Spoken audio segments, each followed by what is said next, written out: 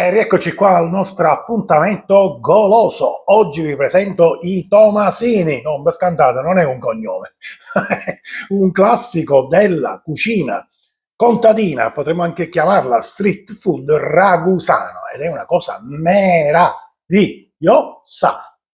Una volta assaggiati non ne potrete fare più a meno, quindi non scorrete e guardate il video fino alla fine, perché ogni passaggio è fondamentale per l'ottima riuscita di questa pietanza ragusana. Si tratta fondamentalmente di una pasta lievitata, una pasta fatta con grano di semola rimacinata e poi farcita con una serie di cose talmente goderecce che c'è da diventare matti. Adesso, bando alle ciance, tuffiamoci all'interno della ricetta. Planetaria, oppure se va sentite impastata a mano su fatte vostre, io me ne vado per planetaria. Inserisco all'interno la farina e tutti gli altri ingredienti, ma non state lì a diventare matti. Ah, le ricette, la grammatura, state rilassate, tranquilli. Nella descrizione del video trovate sempre tutto scritto, va bene? Iniziamo ad impastare. La farina, vado giù, c'è da inserire piano piano il lievito sciolto nell'acqua.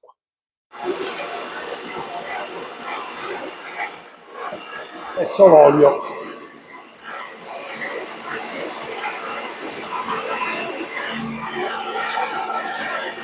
E in ultimo il sale. Una volta impastato, trasferiamo il nostro impasto sul banco da lavoro. Trasferito l'impasto sul banco da lavoro, gli diamo qualche piccola piega, una pirlatura, gli facciamo una classica pallina.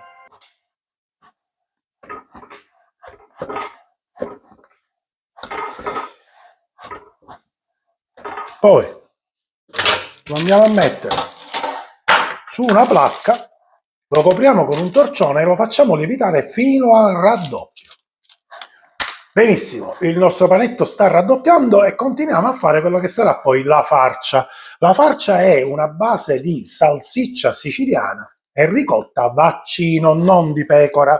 Poi se vi piace l'idea di pecora mettete cilla, per carità, ma voi sapete bene che in quelle zone lì prediligono più la ricotta vaccino rispetto a quella di pecora. Tantissimi piatti sono fatti appunto a base di ricotta vaccino, per esempio nel palermitano non ce n'è manco uno, sono solo ed esclusivamente ricotta di pecora. Quindi come vedete basta qualche centinaio di chilometri per cambiare completamente quello che è la cultura gastronomica, e questo è un po' il bello del mondo della cucina, perché paese che vai, usanze che trovi. Allora, fate sgocciolare la ricotta per almeno 3-4 ore, deve essere ben asciutta, e adesso mi vado a lavorare la salsiccia.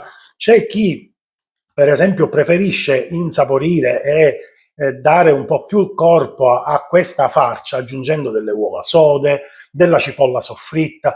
Io la lascerò un po' più, come dire, delicata possibile, perché già fra salsiccia e ricotta mi pare che stiamo andando sul pesantuccio, per cui mi farò soltanto la salsiccia maiale, la salsiccia siciliana e la ricotta. Quello che andrò a fare adesso è quello di togliere il budello alla salsiccia e terrò soltanto l'impasto. Poi se avete il macellaio amico che anziché darvi la salsiccia vi dà direttamente l'impasto, fate anche prima.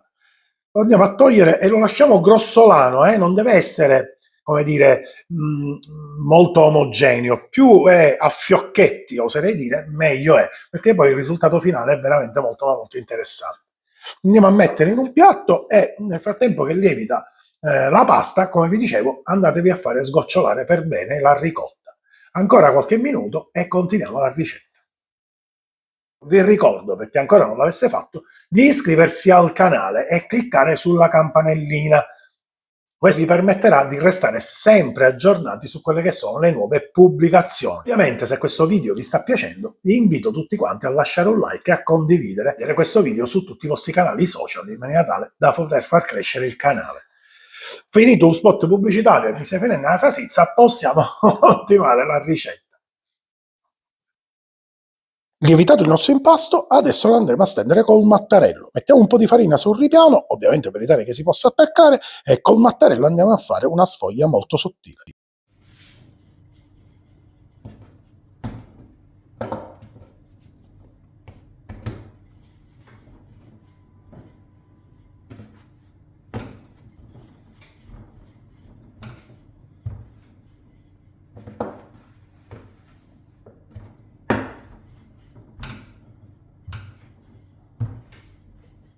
Stesa la nostra pasta, adesso la andremo a farcire, come vi dicevo poc'anzi, in maniera molto ma molto semplice. Prendiamo la ricotta ben asciutta e disponiamola in maniera più o meno omogenea sull'impasto. Non vi preoccupate molto in questa fase, perché poi comunque la andremo ad arrotolare su se stessa, ma adesso vi faccio vedere come.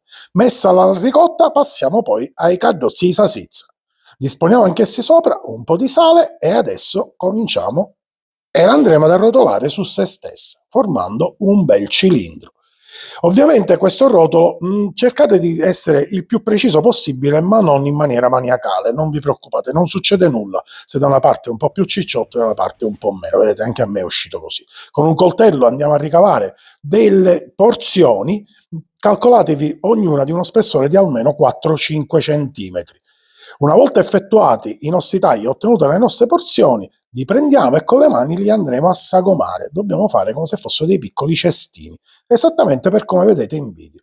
Le prendiamo e le disponiamo in una teglia foderata sempre da carta forno.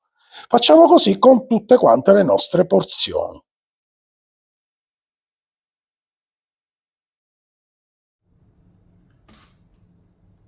Rompiamo un uovo all'interno di un bicchiere, vi mettiamo proprio un cucchiaino d'acqua, lo battiamo e poi con un pennello lo andremo a mettere su ogni singola porzione. Questo servirà a conferire un colore dorato ai nostri tomasini. Finiamo il tutto poi con del ragusano grattugiato per avere una gratinatura succulenta e godereccia.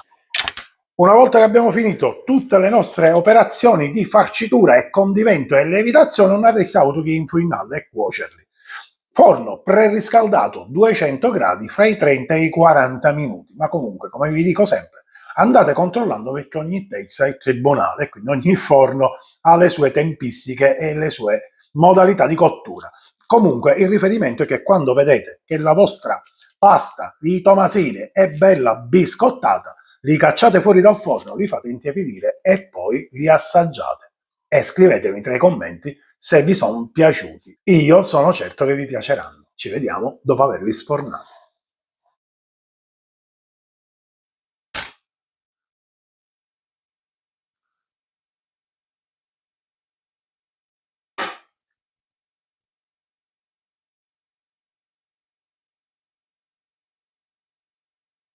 Un bel